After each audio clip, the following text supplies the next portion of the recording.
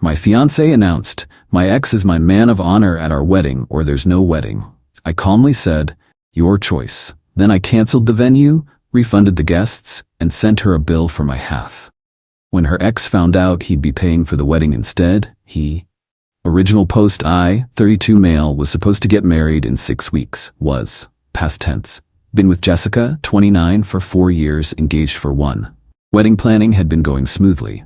Venue booked, catering sorted, invitations sent. We'd already dropped about $28,000 total, split roughly down the middle. Last Tuesday, Jessica sat me down with what she called something important to discuss. She had this serious look on her face like she was about to tell me someone died. Derek needs to be my man of honor. Derek. Her ex-boyfriend from college. The guy she dated for 3 years before we met. The one who remained such a good friend that he's at every birthday party, every holiday gathering, every random Tuesday night when she needs someone to talk to about her work drama. Your ex-boyfriend, I said slowly. You want your ex-boyfriend standing next to you at our wedding. He's my best friend, Tom. You know this. We've been through everything together. Everything, including a 3-year relationship that ended because he cheated on you with your roommate? She waved that off like it was ancient history. That was 7 years ago. We've both grown. He's changed, and he's been there for me through so much. I sat back, took a breath. Jess, I've been patient about Derek. I've been cool with the friendship even though it makes me uncomfortable, but standing up at our wedding, that's a different level. Her face hardened. This is non-negotiable, Tom. Either Derek is my man of honor, or there's no wedding. The silence stretched between us. She was actually serious. After 4 years together, after all the planning, after the deposits and invitations, she was willing to throw it all away if her ex couldn't stand next to her while we exchanged vows. Your choice, I said quietly. She blinked. What? You heard me. Your choice. Derek as man of honor or no wedding. You decide. I already told you my decision. Okay then. I stood up. No wedding it is. Tom, wait, you're being ridiculous. You're really gonna cancel our wedding over this? I'm not canceling anything. You just did. You said no, Derek, no wedding. I said no, Derek, so according to your ultimatum, we're done here. I walked out, went straight to my home office and got to work. Update 1. 3 days later. The thing about ultimatums is that people who make them never expect you to actually accept the consequences. Jessica tried calling me that night, 12 times. I didn't answer. I was too busy sending emails. First, the venue. We'd booked this beautiful historic mansion. The coordinator was surprisingly understanding when I explained the situation. Since we were outside the 30-day window, they could refund 60% of our deposit. Not great, but better than nothing. Next, the caterer. Similar deal, partial refund, about 50% back. The photographer was cool about it. Full refund minus a small processing fee. The band had a strict no refund policy, but they offered to honor the booking for a future date if needed. I told them to keep it open. By 2 a.m., I'd contacted every vendor. Then came the hard part, the guests. I drafted an email. Dear friends and family, due to irreconcilable differences that have recently come to light, Jessica and I have decided to cancel our upcoming wedding. We apologize for any inconvenience this may cause. If you've already made travel arrangements, please contact me directly, and I'll do my best to help offset any non-refundable costs. Thank you for your understanding. Tom. Sent it to all 150 guests on our list. Then I did the math. Total spent, $28,000. My contribution, $14,000. Recoverable, $8,500. My loss, $5,500. I screenshotted every cancellation confirmation, every refund receipt, everything. The next morning, Jessica showed up at my apartment. I'd been expecting this. She had a key, but I'd installed a door chain the night before. Tom, what did you do? Canceled the wedding, as we agreed. I got calls from my cousins. My mom is freaking out. You told everyone we're not getting married? We're not. You made that clear. Derek or no wedding, remember? I didn't mean, I was just trying to make you understand how important this is to me. And I understood perfectly. You prioritized your ex being in our wedding over the actual wedding happening. Message received. You're twisting everything. Derek is just a friend. A friend you'd cancel our wedding over, apparently. She started crying then. Not the pretty, delicate tears, the ugly, snotty, desperate kind. Please, Tom, we can talk about this. Maybe Derek doesn't have to be man of honor, maybe just a regular groomsman?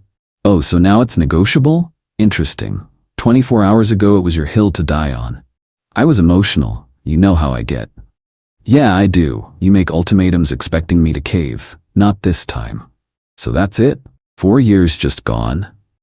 I pulled out my phone and showed her the spreadsheet I'd made. Here's the bill. Your half of the cancellation losses comes to $500. I'll need that within 30 days. Her face went from sad to furious in about 2 seconds. You want me to pay you? We both lost deposits. I'm not eating your half because you decided your ex was more important than our marriage. This is insane. I'm not paying you anything. Then I'll take you to small claims court. I have all the receipts, the cancellation confirmations, and about 15 text messages where you acknowledge we were splitting wedding costs equally. She stared at me like she'd never seen me before. You're serious. Dead serious. You made your choice. These are the consequences. She left, slamming the door so hard the chain rattled. Update 2, 1 week later. The entitlement escalation was swift and spectacular. First, Jessica's mom, Linda, called. I actually liked Linda before this. She'd always been reasonable. Not anymore. Tom, sweetheart, Jessica explained everything. This is all a big misunderstanding. No misunderstanding, Linda. Jessica said Derek had to be man of honor or no wedding. I chose no wedding. But you know how girls are about their weddings. She just wants her best friend there. Her best friend who she used to sleep with. That's ancient history. You're being insecure and controlling. Ah, there it was. The narrative had been established. I was the controlling boyfriend who couldn't handle his fiancée having male friends. Linda, she made an ultimatum. I accepted it. End of story. You're destroying her. She's been crying for days. Fix this. She can fix it herself by paying her half of the cancellation fees. Linda hung up on me. Then came the social media assault. Jessica posted this long, dramatic thing about how some people can't handle strong women with male friends, and how jealousy and insecurity destroy beautiful things. Her friends rallied around her immediately. My phone started blowing up with messages from mutual friends asking what happened. I posted nothing, just sent the same response to anyone who asked. Jessica demanded her ex-boyfriend be her man of honor. I disagreed. She said it was that or no wedding. I accepted no wedding. Most people got it immediately. A few tried to argue that I was being unreasonable. I stopped responding to those. But here's where it gets good. Derek reached out, not a call or text. This man showed up at my office. Security called up to ask if I was expecting him. I was curious, so I said yes. He strutted in like he owned the place. Derek's one of those guys who peaked in college, still wearing his fraternity ring at 30, still talking about his glory days as quarterback. We're mad. We need to talk, man to man. We really don't. Look, I get it. You feel threatened, but Jess and I are just friends. Nothing's gonna happen at the wedding. There is no wedding. Come on, don't be like that. You're really gonna throw away what you have with her over pride? Pride? She literally chose you over our marriage. She chose friendship. That's what mature people do. I laughed. Actually laughed. Mature people don't demand their exes stand next to them at their wedding. You're being pathetic, dude. Man up and let her have this. Let me explain something, Derek. There's no wedding. It's canceled. Vendors notified, guests informed, deposits lost. It's done. His face changed then. Wait, you actually canceled everything? Yep. But she said you were just being dramatic, that you'd come around. She thought wrong. The deposits, how much did you lose? About 11 grand total. I'm billing Jessica for her half. Derek went pale. Her half? She has to pay that? Why do you care? He didn't answer, but I could see the wheels turning. Then it clicked. Oh my God, she already asked you for the money, didn't she? His silence was all the confirmation I needed. That's amazing. She wants you there so badly that she's asking you to pay for the privilege. How much did she ask for? That's none of your. 5 grand? 6? He stood up abruptly. You're a real piece of work, man. She deserves better. Then she should marry you. Oh wait, she already tried that and you cheated on her. He left without another word. Update 3. 2 weeks later. The Derek situation exploded exactly how you'd expect. Jessica called me screaming. Actually screaming. I had to hold the phone away from my ear. You told Derek about the money? I didn't tell him anything. He figured it out when he realized there were actual financial consequences to your ultimatum. He's saying he can't help with the wedding costs. He was going to help me pay my half. I nearly choked on my coffee. Wait. You expected Derek, you're just a friend, ex-boyfriend, to pay for half of our canceled wedding? He offered to help. He felt bad about the situation. The situation you created by demanding he be your man of honor? You're the one who canceled everything after you said it was him or no wedding. Jesus, Jess, do you even hear yourself? This is all your fault.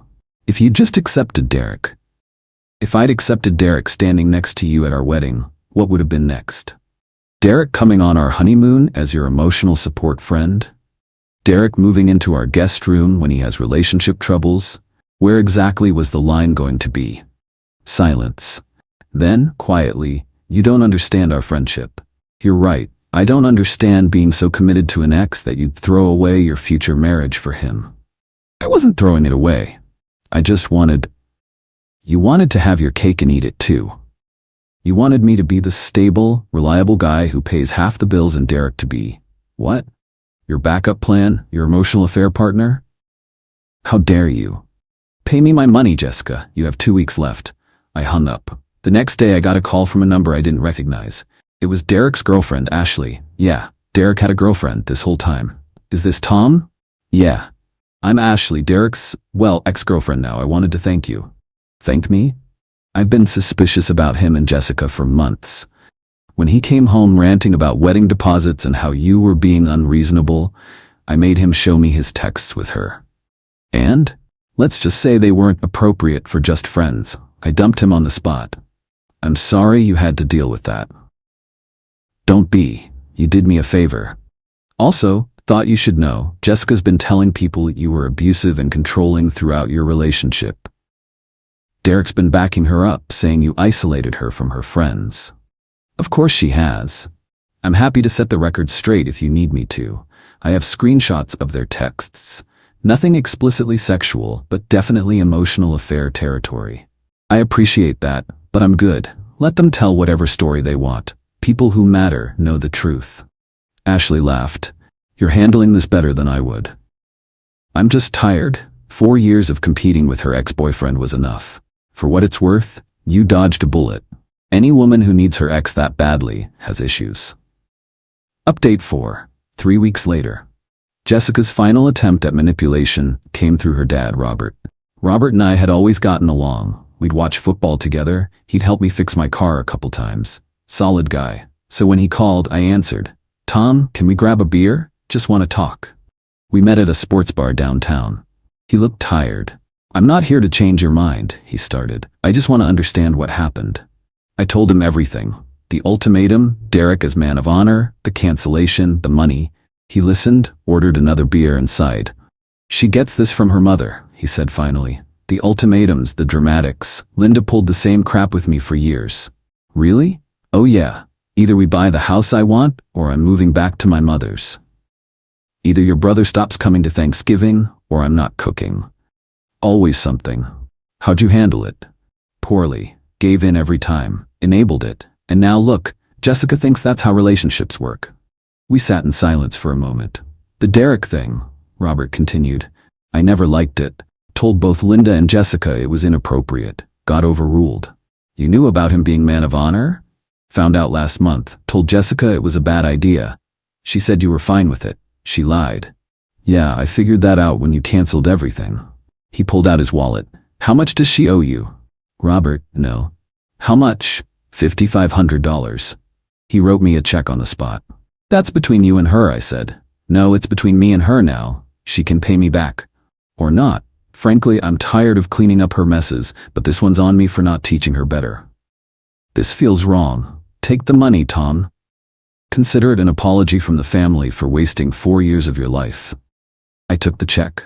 For what it's worth, Robert said as we left, I think you would have been good for her. Maybe this'll be the wake-up call she needs.